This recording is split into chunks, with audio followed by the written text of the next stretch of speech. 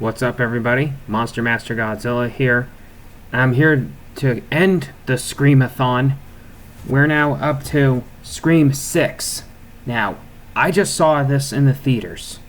So, I'm gonna make one half of this video spoiler-free, while the other spoiler alert. So, here we go. Where do I begin? This one is an awesome continuation of a requel. Yes, that's right, requel. Like, you know, like how the first one in Scream 2022 was, where they bring a new generation of characters. This is an example of a requel. We got more like new generation characters still, and Sam and Tara Carpenter are back in this film, played by Melissa Barrera and Jenna Ortega. And Jenna Ortega is definitely killing it, as always. And it was definitely nice to see them back in the film, and they're still badass as ever. The setting in the film is, once again, not in Woodsboro, but in New York City, which I was quite a surprise for me, because I was hoping, because when I saw it in the theaters, I was happy it wasn't stupid, like Friday the 13th Part 8, Jason Takes Manhattan, which that didn't work for Jason, but surprisingly the New York actually works with Ghostface. And so Courtney Cox is the only returning legacy actor back in this film, and Randy's nephew and niece is back in this one. So Randy's fraternal twin nephew and niece is back, as well as the Meeks twins are back. And the Meeks twins and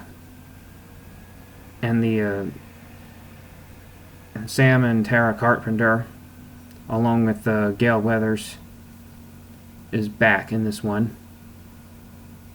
and that's pretty much, those are the returning actors in this one.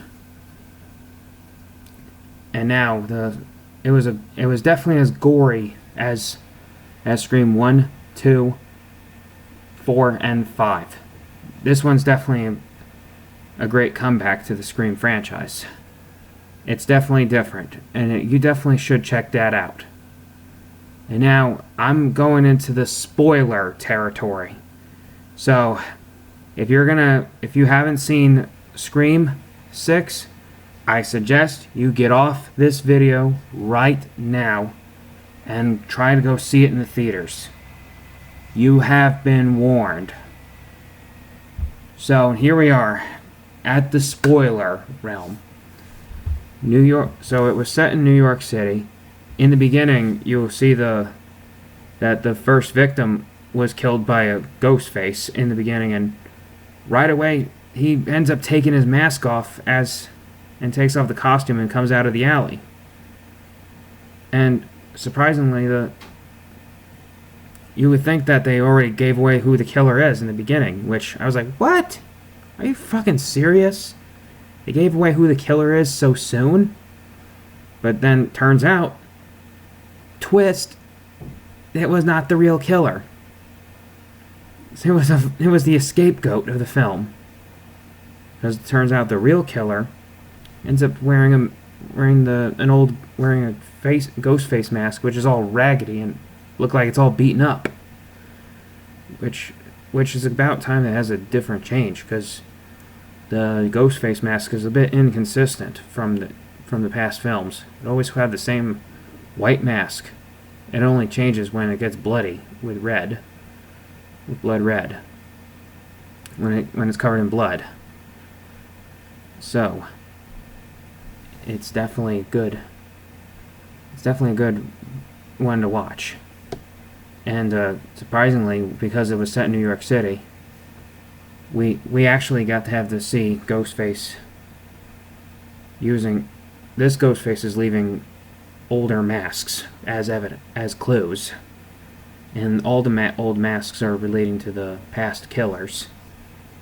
So, including Sam's ex-boyfriend Richie, with his partner Amber, and there's one mask that's related to Roman Bridger, and one mask that's related to Jill Roberts and Charlie Walker. And surprisingly, Kirby comes back from Scream 4. Yes, you remember that girl who gets stabbed by Rory Culkin's character Charlie Walker in the stomach, where they let you think that she died? She actually turns out to survive the events of Scream 4. This time she's back as an FBI agent. And surprisingly, and then when we end up finding out, for the first time, we actually see Ghostface, the killer himself, use a shotgun as he killed a convenience store clerk. That was an interesting twist. Normally, a slasher wouldn't use guns. Mostly knives and machetes and chainsaws and stuff, which is way scarier. And now the killer, and it turns out Gale, spoiler alert, she ends up meeting her demise by getting stabbed by Ghostface with a piece of glass in the apartment. Yes, sadly, first Dewey in Scream 2022, which is one of the legacy characters, and now Gale. Also, this is the first film in the Scream franchise without Sidney Prescott, which is quite fitting because, given the fact that it was set in New York City and not Woodsboro, so the absence of Sidney Prescott didn't take away from the film for me. It didn't ruin it for me, thankfully. It did not ruin it for me. And they did reference a lot of the stuff from the past 5 films. They referenced the events of Scream 4, 5, 3, 2, and 1, of course. And for the first time, we actually see 2 Ghostface killers together on screen, both in costume. And it turns out the killer, it was not 1, not 2, but 3 Ghostface killers. Yeah, surprisingly, throughout most of the franchise, there are 2 killers in most of the franchise. Roman Bridger was the only killer to not have an accomplice. And so then it turns out the killer was revealed to be Sam's roommates, which are Ethan and Quinn, and Ethan and Quinn's dad, who is the cop. Then, and also because after Sam has killed both Richie and Amber, the past killers before this one, she had the internet going against her, thinking that she's a murderer. But it turns out, after they reveal who the killer is, it turns out Quinn had manipulated the world against Sam on the internet. And it turns out the killer, which are Quinn, Ethan, and their dad, was actually Richie's family. And they were seeking revenge on Sam, which is pretty much reminiscent of what happened in Scream 2, where Nancy Loomis ends up seeking revenge on Sidney Prescott for killing Billy. So yeah, that's pretty much how that happened there. So yeah, the evidence that the Ghostface killers left where the masks are related. One mask was related to Jill Roberts and Charlie Walker. One was related to Roman Bridger. One was related to Richie and Amber. While the three killers in this film the father was wearing Billy's Ghostface mask. The son is wearing Ethan was wearing Stu Macher's mask, while Quinn was wearing Nancy Loomis's mask. And because they were in the headquarters, that's like a shrine.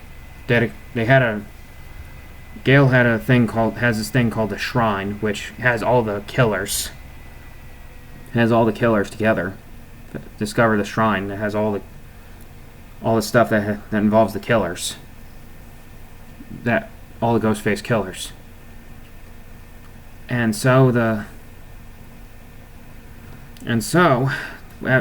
when they were confronting the killers, Sam was forced herself into wearing the Ghostface costume and kill the killer. And kill the killers. Yeah, after the fact that she was seeing her father as a vision. And after defeat of the killers, the core four, which are the Meeks twins and Sam and Tara, all survived. Like, again, kind of like the first. Kind of like Scream 2022. And it ends with Sam looking at her father's Ghostface mask. And he ends up dropping it on the ground and walking with Tara into the city. And that's the end of that. So, if you're looking for a good movie to watch in the theaters, or just a big fan of horror genre in general, you should definitely check it out. It's definitely worth the watch of the film. Oh yeah, and all the Scream franchise, the first one's all about horror movies. Scream 2 is all about sequels. Scream 3 is all about trilogies. Scream 4 is all about remakes and reboots. And 5 and 6 were all about requels and legacies. And so my ranks of all the Scream franchise. The first one, epic. Sequel, incredible. Scream 2, incredible. Scream 3, the weakest entry to me. I mean, it's still a fun movie. I enjoyed watching it. It's just not strong like most of the franchise. Scream 4, a breath of fresh air. And Scream 5, the most epic since the first one. And Scream 6, a fantastic continuation of the legacy. So this includes the Scream-A-Thon. And I hope you enjoyed the video. And as always, stay awesome, my Monster Masters, and I'll catch you later.